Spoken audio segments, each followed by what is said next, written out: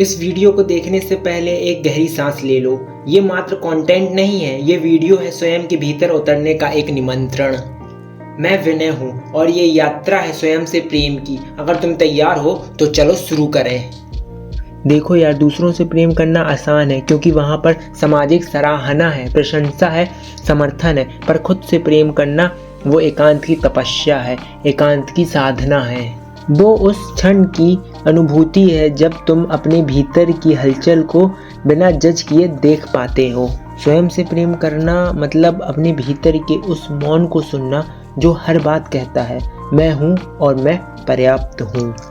मैं हूँ और पर्याप्त हूँ यह मात्र शब्द नहीं, ये उद्घोषणा है उस हर इंसान के भीतर की जो स्वयं को जानता है मैं कौन हूँ। इसी संदर्भ में बुल्ले शाह कहते हैं कि बुल्ला की जाने मैं कौन। मैं ना हिंदू हूँ ना मुसलमान, ना मैं मंदिर में हूँ ना मैं मस्जिद में, ना मैं किताबों में हूँ ना मैं तर्क में, मैं बस हूँ। यहाँ बुल्ले शाह कहते हैं कि इंसान की असली पहचान किसी धर्म, जाति, नाम या भूमिका से नहीं होती। मैं कौन हूँ इसका जवाब कोई नहीं दे सकता, ना पंडित, ना मुल्ला, ना तो समाज।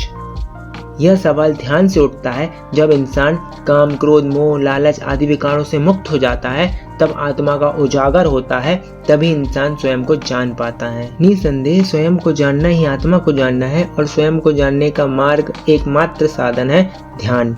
मैंने कुछ लोगों को कहते हुए सुना कि ध्यान तो अंधकार है और अंधकार में क्या मिलेगा, किंतु ध्यान ही महज एक मार्ग है अंधकार से प्रकाश की ओर जाने का। क्योंकि अंधकार ही प्रथम सीढ़ी है प्रकाश तक पहुंचने की। अगर अंधकार ही ना हो तो प्रकाश की आवश्यकता किसको? अगर दुख, पीड़ा ही ना हो तो सुख की आवश्यकता भला किसको? अंधकार है इसलिए तो प्रकाश की आवश्यकता है। जीवन में बीमारी है, दुख है, पीड़ा है, तभी तो परमात्मा की खोज है, नहीं तो क्या आवश्यकता परमात्मा की। अगर जीवन में दुख ही ना हो तो क्यों खोजे परमात्मा को? पीड़ा ना हो तो मृत्यु का क्या भय? जो इंसान ध्यान की गहराई में उतर जाता है तब उसे स्वयं का बोध हो जाता है। वह जान जाता है कि वह कौन है, और जब वह इंसान जान जाता है वह कौन है, तब वह ना हिंदू होता है, ना मुसलमान, ना सिख, ना ईसाई। वह शून्य हो जाता है क्योंकि वह मौन की गहराई में गिर जाता है। वह शुद्ध चैतन्य हो जाता है, और जब इंसान जान लेता है कि वह शुद्ध चैतन्य है तब उसके सारे पाप नष्ट हो जाते हैं। हमारी सबसे बड़ी समस्या यही रही है, हम जान नहीं पाते हम कौन हैं। हम जो देखते हैं हम वही मान लेते हैं। हम देखते हैं कि हम शरीर हैं तो हम स्वयं को शरीर मान लेते हैं। यही हमारी गलती है। कीमते काला मैदानी के चिस्त, कीमते खुदरा नादानी के अलहिस्त।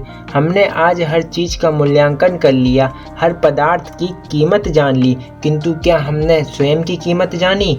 अगर हम स्वयं की कीमत नहीं जानते तो हमसे बड़ा मूर्ख इस दुनिया में कोई नहीं। मैं नहीं कहता कि तू अब बाजार जा और बाजार में जाकर अपने शरीर का दाम पता कर।